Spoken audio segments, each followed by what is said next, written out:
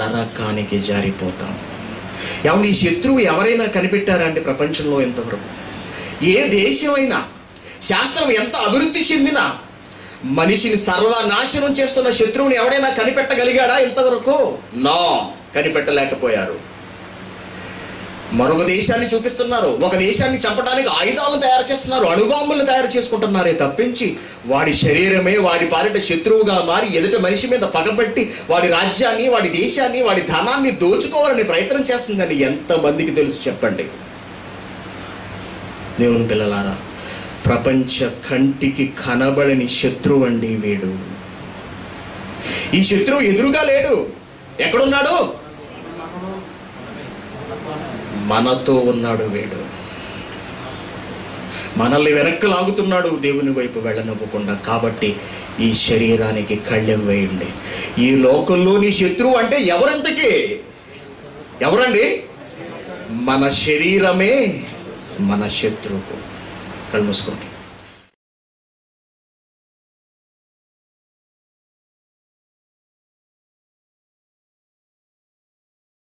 క్రైస్తవ స్త్రీలు బొట్టు పెట్టుకోకూడదా? చాలామంది నాకు తెలిసి ఈ పాఠం వినడానికి వచ్చి ఉంటారు అని నేను అనుకుంటున్నాను. దేవుడు ప్రపంచ మానవాళికి క్రీస్తు ద్వారా ఒక ఆజ్ఞ ఇవ్వటం జరిగింది. మార్క్సు వార్త 16వ అధ్యాయము 15వ వచనం, మీరు సర్వలోకానికి వెళ్ళి సర్వ సృష్టికి సువార్తను ప్రకటించండి అనగా దేవుని మాటలు చెప్పండి అన్నాడు. సువార్త ప్రకటించడం ఇదేమీ చిన్న విషయం కాదండి. సువార్త ప్రకటించండి అని చెప్పడం చాలా తేలిగ్గా మనకు అనిపించవచ్చు, కానీ సమాజంలోనికి కనబడని దేవుని మాటలను తీసుకువెళ్ళి మనిషి మనస్తత్వాన్ని మార్చి వాడి నడవడికను మార్చి దేవుని దగ్గర కూర్చోబెట్టడం అంటే అది సామాన్యమైన విషయం కాదు. దానికి ఎంతో పరిజ్ఞానం, ఓర్పు, నేర్పు, చాకచక్యం, జ్ఞానము, దైవజ్ఞానము వీటన్నిటిని సంపాదించుకుంటే తప్ప వాక్యం చెప్పి ఒక మనిషిని దేవుని వైపు నడిపించలేము. అలాంటి అతి పెద్ద బాధ్యతను, గురుతర బాధ్యతను ప్రపంచ క్రైస్తవులందరి మీద కూడా యేసుక్రీస్తు గారు పెట్టడం జరిగింది. ఎందుకంటే ప్రపంచం నాశనం అయిపోతున్నారు, వాళ్ళు పాపం అమాయకులు, వాళ్ళకు తెలియదు. వాళ్ళ దగ్గరికి మీరు వెళ్ళి వాక్యాన్ని చెప్పండి అన్నాడు. ప్రతి ఒక్కరూ కూడా దేవుని జ్ఞానంలో పరిపూర్ణులు కావాలి, గొప్పవాళ్ళు కావాలి అనేదే దేవుని కోరిక. అందుకే యేసుక్రీస్తు గారిని పంపించి ఈ భూమి సర్వనాశనం చేయటం, అప్పుడే చేసేయటం, త్వరగా చేయటం ఇష్టం లేక దేవుడు కాస్త దీనిని నెమ్మది చేస్తున్నాడు, ఆలస్యం చేస్తున్నాడు. కారణం ఏంటంటే ప్రతి ఒక్కరూ రక్షింపబడాలి అనేది దేవుని కోరిక. పేతురు గారు రాసిన పత్రిక, పేతురు గారు రాసిన ఎన్నో పత్రిక చూడండి, అది 2వ పత్రిక అండి. 2వ పత్రిక 3వ అధ్యాయం 9వ వచనం, కొందరు ఆలస్యమని ఎంచుకున్నట్లు ప్రభువు తన వాగ్దానమును గూర్చి ఆలస్యం చేసేవాడు కాదు గాని, ఆలస్యం చేయడు గాని మరి ఎందుకు చేస్తున్నట్టు అంటే ఎవడునూ నశింపవలనని ఇచ్చయింపక అందరూ మారు మనస్సు పొందవలనని కోరుచు మీ ఎడల దీర్ఘశాంతము గలవాడై ఉన్నాడు. ఏ ఒక్కడు నశించిపోవటం దేవుడికి ఇష్టం లేదండి. అందుకే ఓపిక పడుతున్నాడు, ఇంకా మారతారు అని చెప్పి సమయాన్ని ఇస్తున్నాడు దేవుడు. ఎందుకంటే ప్రతి ఒక్కరూ తన గురించి తెలుసుకోవాలనేది ఆయన అభిలాష. అలాగే తీతుకు రాసిన పత్రికలో దేవుడు ఒక మంచి విషయాన్ని బయలుపరుస్తున్నాడు. చూడండి, తన పిల్లలందరూ ఎలా ఉండాలి అని అనుకుంటున్నాడంటే, తిమోతికి రాసిన 2వ పత్రిక 2వ అధ్యాయము 15వ వచనం,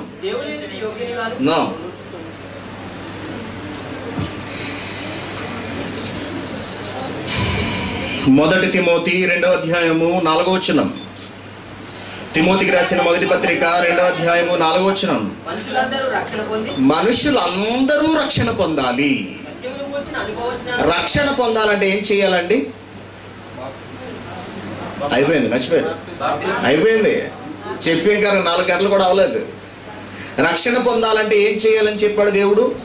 బాప్తిస్మము తీసుకోండి. మనుషులందరూ రక్షణ పొంది ఇంట్లో పడుకోకుండా సత్యం అనగా వాక్యం అనగా యేసుక్రీస్తు గారు, మనకు తెలుసు ఆయన చెప్పిన మాటలు, అదే బైబిల్.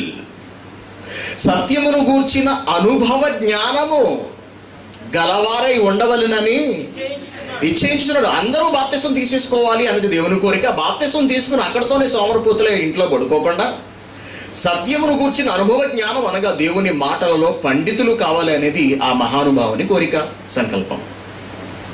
అంటే ప్రతి మనిషికి వాక్యం అందాలి, ప్రతి వాడు వాక్యంలో గొప్పవాడు కావాలి. ఇది దేవుని లక్ష్యం. కాబట్టి మీరు సర్వలోకమునకు వెళ్ళే సర్వ సృష్టికి సువార్తను ప్రకటించండి. ప్రపంచంలో ఎన్నో మనస్తత్వాలకు చెందిన ప్రజలు ఉంటారు, ఎన్నో ఆలోచనలు కలిగిన వాళ్ళు ఉంటారు. అందులో శాస్త్రవేత్తలు ఉన్నారు, అందులో ఇస్లాం సహోదరులు ఉన్నారు, అందులో హైందవ సహోదరులు ఉన్నారు. వీళ్ళందరికీ కూడా మనం జాగ్రత్తగా వాక్యాన్ని ప్రకటిస్తూ ముందుకు తీసుకువెళ్ళి దేవుని సంకల్పాన్ని నెరవేర్చవలసి ఉంది. ఈ బాధ్యతను భుజాలకు ఎత్తుకున్నట్టుగా కనపడుతున్న వాళ్ళే బోధకులు, పాస్టర్స్ అని ఈ రోజున మనం చెప్పుకోవచ్చు. ఎంతో తెలివితో, చాకచక్యంతో, మెళకువతో, జాగ్రత్తతో వాక్యాన్ని ప్రకటించి ప్రతి వ్యక్తిని దేవుని దగ్గరకు తీసుకురావాల్సిన దేవుని పిల్లలు. ఈ వాక్యాన్ని అందించే విషయంలోనండి దేవుడు చెప్పిన ఆజ్ఞలను స్వీకరించక, దేవుడు చూపించిన మెళకువలను వీళ్ళు పట్టించుకోకుండా గొడ్డెత్తు చేలోబడినట్టుగా వాక్యాన్ని ప్రకటించడం మొదలుపెట్టారు. ఇక వాళ్ళు చెప్పిందే వేదం, వాళ్ళు చెప్పిందే వినాలి. ఎవరు ఎదురు ప్రశ్న అడగకూడదు. అడిగితే బోధకుని ప్రశ్న అడిగితే శపింపబడతావు అంటారు. కాబట్టి ఎవరిని ప్రశ్న అడగనివ్వకుండా నోరు నొక్కేశారు. దేవుని పిల్లారు, భారతదేశం లాంటి హైందవ దేశంలో క్రైస్తవులు వాక్యం ప్రకటించడం అంటే చిన్న విషయం కాదు. మన దేశంలో మీ అందరికీ తెలుసు, హైందవ సహోదరులు ఉన్నారు.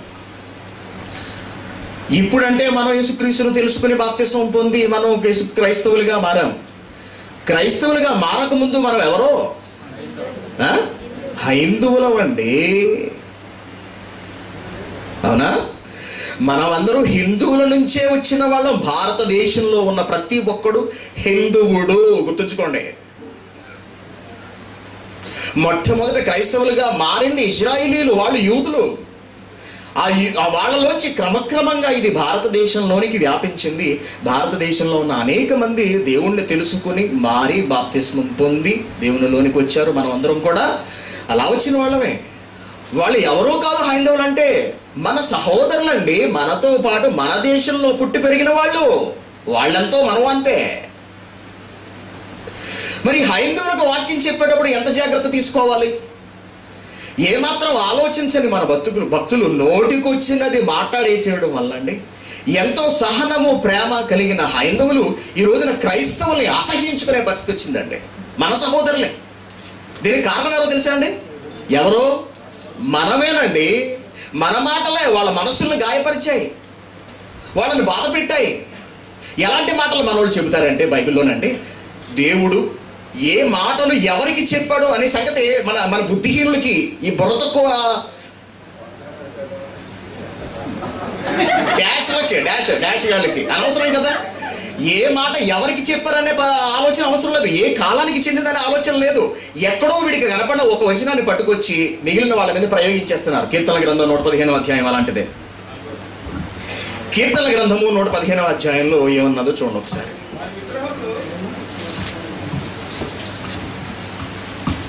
నూట 15 తీశారా? వారి విగ్రహములు వెండివి, బంగారువి. బైబిల్లోనే ఉంది ఈ మాట, బైబిల్లోనే ఉంది. అవి మనుషుల వచనం చెప్పండి. 4వ వచనం. వారి విగ్రహములు వెండి, బంగారువి. దేవుడు మాట్లాడుతున్నాడండి బైబిల్లో. ఒక విషయాన్ని రాయిస్తున్నాడు దేవుడు. ఈ మాట ఎవరితో మాట్లాడుతున్నాడో అనే జ్ఞానం బోధించే వాళ్ళకి లేదండి ఈ రోజున.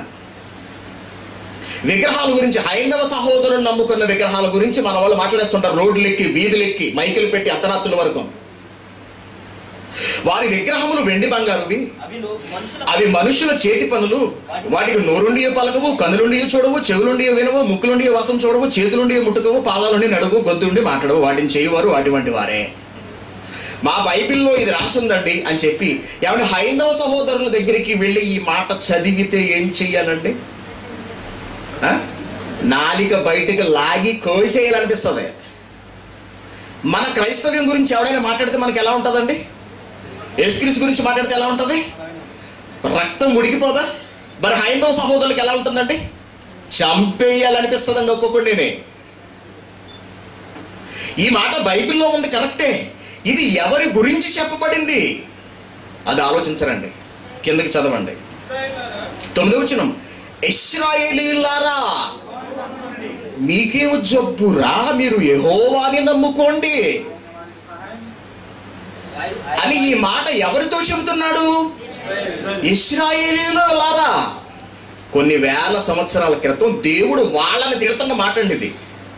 దేవుడు అంటే ఏంటో చెప్పాడు, తాను ఎవరో చెప్పాడు, తాను ఎలా ఉంటాడో చెప్పాడు, తనని ఎలా ఆరాధించాలో చెప్పాడు. ఆ విషయాన్ని వీళ్ళు పక్కకు పెట్టేసి ఎవరు ఇశ్రాయేలీయులు ఏమండి దేన్నో ఒక దాన్ని నిలబెట్టి అదే దేవుడని దానికి దండం పెట్టడం. మరి దేవుడు కోపం రాదా? కోపం వస్తుందా రాదా? వస్తుంది. కాబట్టి ఎవరిని తిడుతున్నాడు ఈ మాట? ఇశ్రాయేలీని తిడుతున్న మాట, హైందవ సహోదరులను తిడుతున్న మాట కాదు. అన్యులను క్రీస్తును నమ్ముకోని వాళ్ళని తిడుతున్న మాట కాదు. మన ఇంట్లో పిల్లాన్ని ఒరే ఆడితో ఎందుకు తిరుగుతావురా, ఆడు అసలే మంచోడు కాదురా అని మనం మన పిల్లోడికి ఎక్కడ చెప్పుకోవాలి? మన ఇంట్లో చెప్పాలి. నువ్వు వాళ్ళ బాబు దగ్గరికి వెళ్ళి మీ అబ్బాయి మంచోడు కాదు, మీ అబ్బాయి అలాంటి, మీ అబ్బాయి అలాంటి అన్నావు అనుకో, వాడు అక్కడే నరికేస్తాడు నిన్ను. అవునాని కాదా? అవునా కదా? దేవుడు ఈ మాట చెబుతున్నది ఇశ్రాయేలీలతో. ఎవరు ఎవరితో మాట్లాడుతున్నారనే కనీస జ్ఞానం అవసరం బైబిల్లో. బైబిల్లో వ్రాయబడిన ప్రతి మాట క్రైస్తవులది కాదు, గమనించాలి.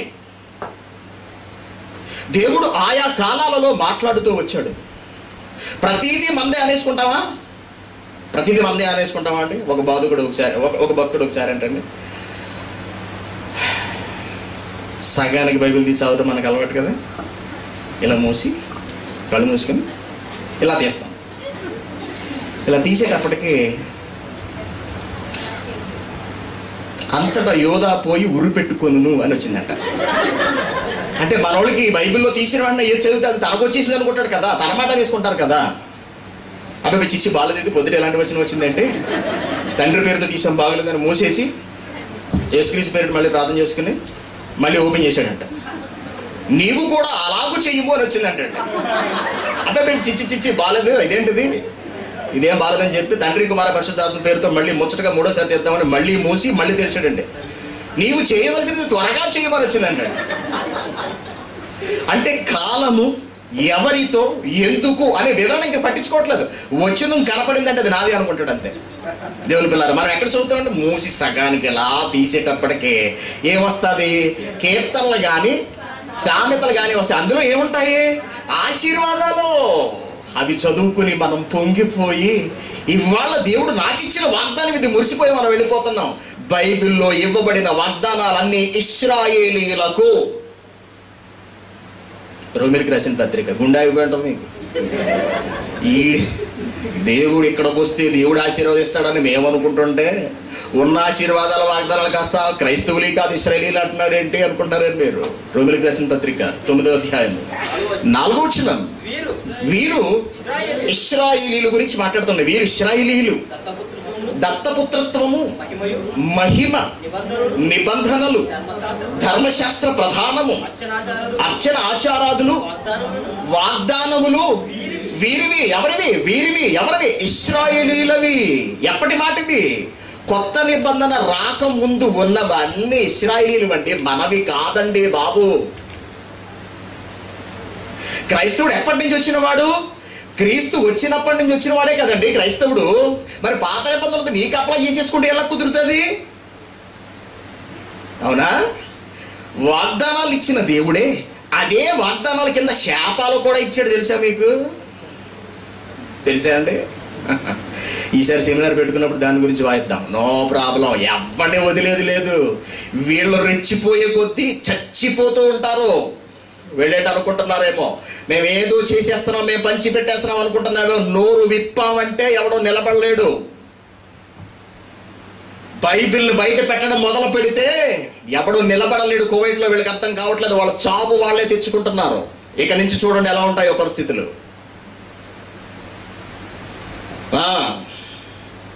ప్రతి మాట క్రైస్తవునిది కాదన్నది. పాత నిబంధనలో ఉన్నవన్నీ ఇశ్రాయేలీలకు వర్తిస్తాయి. వాగ్దానాలన్నీ వారివి. తిట్లన్నీ వారివి, శాపలన్నీ వాళ్ళే, మనవి కాదు. అలాగే ఆశీర్వాదాలు కూడా మనవి కాదు. కాబట్టి కీర్తనల గ్రంథంలో దావీదు గారి ద్వారా దేవుడు చెప్పిస్తున్న ఈ మాట ఏది? దేని గురించి? వారి విగ్రహములు వట్టివి. ఇవన్నీ కూడా ఇశ్రాయేలీని తిడుతూ మాట్లాడినవి తప్పించి అన్యజనులను అవమానిద్దామన్న ఉద్దేశంతో దేవుడు మాట్లాడిన మాటలు కాదండి. ఈ మాటలు పట్టికలు అన్యజనులు తెలిసి ఎలా ఉంటుందండి? మరి కోపం రాదండి? వాళ్ళకి చంపేసేయాలండి, అందుకే చంపేస్తున్నారు. ఏది ఎవరికో అర్థం చేసుకోకుండా మాట్లాడితే ఎలా నువ్వు? దేవుని పిల్లలారా, కాబట్టి ఆ మాటను ప్రయోగించాడండి ఒకడు భారతదేశంలో. అతని పేరు రంజిత్ ఓఫెర్. పళ్ళు రాలగొట్టేశారండి, మొత్తం సెట్ తీశారు బయటికి. ఎందుకు ఆ పరిస్థితి తెచ్చుకోవాలి? ఎందుకు తెచ్చుకోవాలంటే నీ బైబిల్లో నీ క్రీస్తు గురించి ఏదో నువ్వు చెప్పుకో. ఏమన్నా ఇన్ని మాటలు మీరు విన్నారు. ఎవరి గురించైనా హైందవ సహోదరుల గురించి కానీ ఇస్లాం సహోదరుల గురించి అవమానిస్తూ నేను ఏమైనా మాట్లాడాను? మనకెందుకండి? మన దేవుడి గురించి చెప్పుకోవడానికి మనకు టైం సరిపోదు, మన జీవితమే సరిపోదు. మన క్రీస్తు గురించి మనం చెప్పుకుందాం. హైందవ సహోదరులు వాళ్ళ గురించి వాళ్ళు చెప్పుకుంటారు. వాళ్ళ పుస్తకాల సంగతి మనకెందుకు? వాళ్ళ జ్ఞాన సంగతి మనకెందుకు? అవునా? మన దేవుడు అన్నాడు, మన దేవుడి గురించి మనం చెప్పుకుందాం. నిజమేంటో చెబుదాం. అర్థం చేసుకున్న వాళ్ళు అర్థం చేసుకుంటారు, లేని వాళ్ళు అలాగే ఉంటారు. మనకి నష్టమే ఉంది. అందుకని వాళ్ళ దగ్గరికి వెళ్ళి వాళ్ళ విగ్రహాలు వంటివి, మీ విగ్రహాలు వంటివి, అవి కళ్ళుండి చూడడం అనే మాట తప్పు కదా. ఎంతో చాకచక్యంతో వాక్యాన్ని అందించి అనేక మందిని మార్చవలసిన నేటి క్రైస్తవ బోధకులు బాప్తిస్మం తీసుకుంటే కనుక బొట్టు తీసేయాలి అంటున్నారండి. మీరు క్రైస్తవులుగా మారదాం అనుకుంటున్నారా? బొట్టు తీసేయాలి అంట. ఏ ఒక్కరూ నశించిపోవాలనే సంగతి దేవునికి ఇష్టం లేదు. ప్రతి ఒక్కరూ మారాలి. అందులో హైందవ సహోదరులు ఉన్నారు. ఆ హైందవ సహోదరులను కూడా నువ్వు మార్చాలి అంటే నువ్వు బొట్టు తీసేయాలని చెబితే వాళ్ళు ఎందుకు వస్తారు? బొట్టుకి దేవునికి సంబంధం ఏమిటి? ఏమండి బొట్టుకి దేవునికి సంబంధం ఏమిటండి? ఎలా చేసేసారంటేనండి ఈ రోజున ఈ విషయాలను చాలా దారుణం అండి. అసలు యేసుక్రీస్తు అంటే చాలా ఇష్టం అండి మాకు. ఆయన మాటలన్నా కూడా మేము ఎంతో ప్రేమిస్తాము. ఆ దేవుణ్ణి మేము నమ్ముకోవాలనుకుంటున్నామండి. కానీ బాప్తిస్మం తీసుకుంటే బొట్టు తీసేయాలంటున్నారండి. మా ఇంట్లో మగాళ్ళు బొట్టు తీయటానికి ఒప్పుకోరండి. ఎవడు ఒప్పుకుంటాడండి? బొట్టు తీసేస్తే ఏ మగాడు ఒప్పుకుంటాడండి భారతదేశంలో? ఏమండి బొట్టు అనేది ఏమిటి అసలు? భారతదేశపు సంప్రదాయము, భారత సంస్కృతి, భారత స్త్రీ యొక్క సంస్కృతి బొట్టండి. మన దేశపు స్త్రీకి ఎన్ని సంస్కృతులు ఉన్నాయి, ఎన్ని సంప్రదాయాలు ఉన్నాయో తెలుసా అండి? దేవుని పిల్లారా, చక్కగా మొహమంతా పసుపు రాసుకుంటారండి. ఎంత కాంతివంతంగా ఉంటుందో తెలుసా భారత స్త్రీ ముఖము? ప్రపంచంలో ఏ స్త్రీ ఫేస్ కూడా అలా ఉండదండి. ఎందుకు? ఆరోగ్యం, చర్మ సంరక్షణ కొరకు చర్మము కాంతివంతంగా ఉంటుంది. పసుపులో యాంటీబయాటిక్ ఉంటుంది. చర్మము మీద ఉండే శోభి కానీ ఇతర మచ్చలు కానీ పసుపు రాసుకోవడం వల్ల తొలగిపోతాయి. మనం ఇక్కడ పెట్టుకున్న చిన్నది తప్పు అయితే ముఖమంతా పసుపు రాసేసుకుంటుంది. మరి నీ పెళ్ళామే పాస్టర్ అయ్యండి, తప్పు కాదా? సార్ ఆలోచించండి. ఎందుకు ఈ బొట్టు గురించి ఇంత రాద్ధాంతం చేస్తున్నారో అర్థం కాదు. ఏమండి నుదుటి మీద పెట్టుకునే ఒక చుక్కకి పరలోకానికి సంబంధం ఏమిటండి? ఎంతో మంది స్త్రీలండి, భారతదేశంలో ఎంతో మంది స్త్రీలు ముందుకు రాకుండా ఆగిపోవడానికి కారణం ఈనాటి ఈ బోధకులు చేస్తున్న బోధలండి. మాటలు వీళ్ళు చెబుతున్న మాటలు. అవునా కదా? నా మాటలు అబద్ధమా అండి? మీకు తెలియదండి, నాకు తెలుసు. నేను హిందువుల మధ్యలో పెరిగిన వాడను. నేను వాళ్ళు మాట్లాడే మాటలు ఎలా ఉంటాయో మీకు తెలియదు. బొట్టు పెట్టుకోకుండా ఎవరైనా వెళ్తున్నారు అనుకోండి, మన దేశంలో బొట్టు ఎవరికి ఉండదు? భర్త చనిపోయిన వరకు ఉండదు, విధవరాలకు ఉండదండి బొట్టు. అదిగో వెళ్ళిపోతున్నారా ఎవరో యాదవ మండలం. పైగా మన వాళ్ళు మాటలు ఎలా ఉంటాయండి? అదే కదా. ఎందుకంత నువ్వు లోకు కావాలి? ఏం తక్కువ వచ్చిందని? నువ్వు ఎక్కడ